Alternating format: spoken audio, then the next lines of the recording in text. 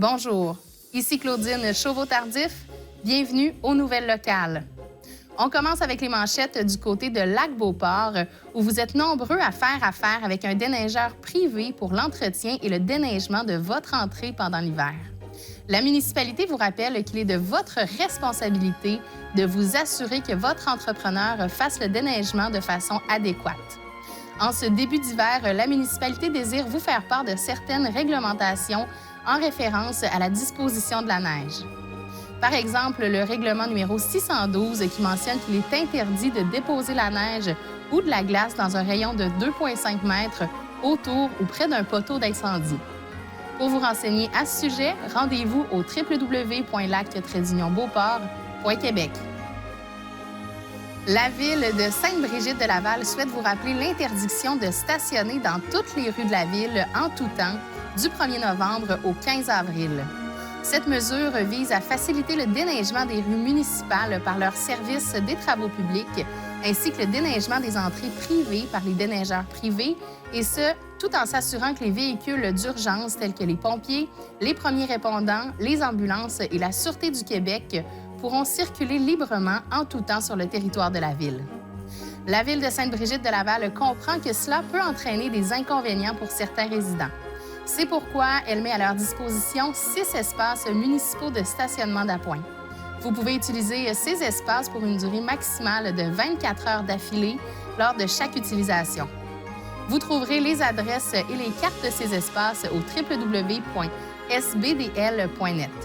En utilisant ces espaces, vous contribuez à la fluidité des opérations de déneigement et à la sécurité publique. La Ville encourage également le bon voisinage et invite à l'entraide entre voisins relativement au partage momentané des espaces de stationnement privés. Dans la mesure où les conditions météo le permettent et que la sécurité publique n'est pas compromise, la Ville fera de son mieux pour être compréhensive envers les infractions mineures de stationnement lors des périodes de fort achalandage comme celle du temps des fêtes. Cependant, rappelons-nous que la priorité absolue reste la sécurité et la fluidité du déneigement et de la circulation des véhicules d'urgence pendant la saison hivernale. Pour plus de détails à ce sujet, rendez-vous au www.sbdl.net. Merci à tous ceux et celles qui seront venus se divertir sur le site du presbytère de Stoneham le 28 octobre dernier. Avec votre bonne humeur, le sourire des petits monstres et votre participation aux multiples activités organisées sur le site du Parc des Fondateurs, vous avez contribué au franc succès de l'événement. Le service des loisirs, de la culture et de la vie communautaire de Stoneham et Tewksbury tient également à remercier toutes les personnes impliquées dans l'organisation de l'événement. Bénévoles, artistes et entreprises d'ici et employés municipaux qui ont mis à profit leur créativité, leur imagination débordante et beaucoup d'huile de coude pour donner vie au concept de cette année. Ils vous donnent rendez-vous pour une prochaine édition de l'Halloween en folie. Pour plus de détails sur l'événement, rendez-vous à la page 10 du journal Le Petit Rapporteur. Le défi 808 Bonneville, organisé les 15 et 16 septembre à Mont-Tremblant, a permis de recueillir les fonds pour remettre 152 500 $ en bourses et services par l'entremise de 15 parrains ou partenaires de l'événement à 35 étudiants athlètes. Depuis la première édition en 2017, c'est plus d'1 million de dollars qui ont pu être versés en bourse à quelques 400 récipiendaires. Parmi la cohorte de 2023, on retrouve 2 athlètes de Lac-Beauport, Élie Bouchard et Florence Laroche. Élie Bouchard, 15 ans, en surf des neiges, style libre, a reçu une bourse de 4 000 $. Étudiant en 4e secondaire à l'Académie Les Estacades, le planchiste de Lac-Beauport vise l'or aux prochains Jeux olympiques de la jeunesse en Corée du Sud en janvier 2024. Florence Laroche, 18 ans, en ski acrobatique, a reçu une bourse de 4 000 $. L'étudiante en sciences de la nature au cégep Garneau a remporté une médaille de bronze au championnat canadien en 2023. Rendez-vous à la page 17 du journal L'Écho du Lac pour découvrir ces athlètes. C'est le 29 octobre dernier qu'a eu lieu la fête d'Halloween au Centre communautaire Desjardins à Fossambeau-sur-le-Lac. C'est la jeune compagnie Eureka Animation qui a planté ce décor sonore et visuel digne d'une alchimiste sorcière proposant à la centaine de fantômes, monstres et autres personnages visiteurs un parcours d'énigmes et d'enquêtes sur la thématique de bonbons faussement empoisonnés. Pour s'introduire dans l'antre de la sorcière, il suffisait de faire retentir une funeste sonnette accrochée à la porte avant de se glisser à l'intérieur à la recherche d'indices pour déjouer un complot maléfique. Un symbole primordial de la fête d'Halloween était bien évidemment représenté lors de la fête. En effet, la citrouille, originairement un navet, faisait référence à Jack à la lanterne, personnage issu du folklore irlandais, n'était pas en reste pour interpeller les âmes errantes curieuses et créatives. C'est non pas en y déposant un tison, mais bien en les décorant que les enfants ont pu, grâce à la compagnie Campagnard Multi, faire honneur à cette ancienne tradition. Les enfants ont également fait la connaissance d'un professeur pour le moins farfelu, accompagné de son sympathique acolyte. Plus de détails sur le spectacle à la page 16 du journal L'Entre Guillemets. 2024 marquera le 200e anniversaire de l'érection civile de la paroisse de Sainte-Catherine. Pour l'occasion, il y aura beaucoup d'activités. Le comité a d'ailleurs terminé la programmation qui vous sera présentée sous peu. Le tout débutera le 31 décembre prochain par une activité extérieure avec feu d'artifice. Obtenez plus de détails à ce sujet à la page 3 du journal Le Catrinois. Xavier Marin, jeune athlète âgé de 12 ans et fier citoyen de Shannon, s'est qualifié pour le championnat du monde BMX 2024 afin de représenter le Canada.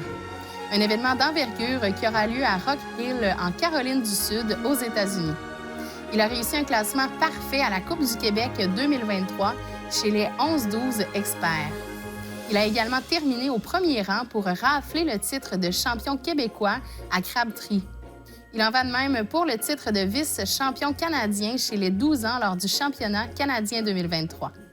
Lisez l'article complet à la page 6 du journal Shannon Express.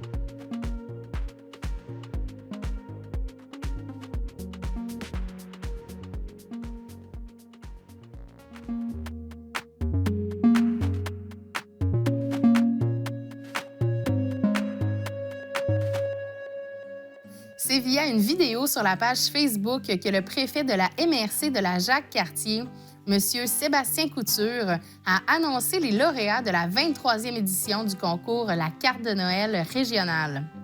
Félicitations à la jeune artiste de Sainte-Catherine de la Jacques-Cartier, Eliane Hamel, qui remporte les grands honneurs avec son œuvre Les cadeaux s'envolent. Eliane verra donc sa toile être affichée sur la carte de Noël que la MRC envoie à tous ses collaborateurs et partenaires. Voici les lauréats de chaque catégorie. Apprentie 5-7 ans, Héloïse Allworth de Shannon. Artiste en herbe 8-9 ans, Eliane Hamel de Sainte-Catherine de la Jacques-Cartier. Artiste junior 10-11 ans, Amy Ouellette de Shannon. Jeune talent 12-16 ans, Daliane Bourassa de Stoneham et Tewksbury. Service de garde Goule Les Guimauves de l'école Alexander Wolfe à Shannon.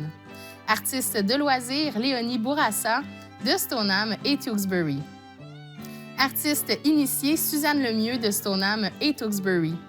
Prix coup de cœur Eliana Ramirez de Stoneham et Tewksbury. Surveillez la page Facebook de la MRC pour connaître les chanceux qui remporteront un prix de participation. Tous les détails et photos des œuvres et des artistes au mrcjacques-cartier.com. Rien de mieux qu'offrir à ses proches une surprise en lien avec leur passion. Un zoom sur quelques idées cadeaux pour tous ceux qui aiment le plein air. Faites découvrir le Fat Bike à vos proches et offrez-leur une carte cadeau Empire 47, un billet journalier au Sentier du Moulin ou encore au Centre Castor. Offrez un hiver mémorable avec une passe de saison chez Ski de fond Stoneham, un cadeau abordable qui incitera vos proches à se tenir en forme. Des billets journaliers peuvent aussi être offerts au Centre Castor, au Sentier du Moulin, à la station du Chêné ou au Camp Mercier. Pour l'amateur de course à pied, pourquoi ne pas leur offrir un défi de taille en les inscrivant à l'un des défis de la Trail du coureur des bois de Duchesnay? Offrez un moment de détente à l'être aimé et il en sera assurément reconnaissant, que ce soit au Nordic Spa Stoneham, au Centre de l'Être, à l'Aroma Spa ou encore au Manoir du Lac-de-L'Age.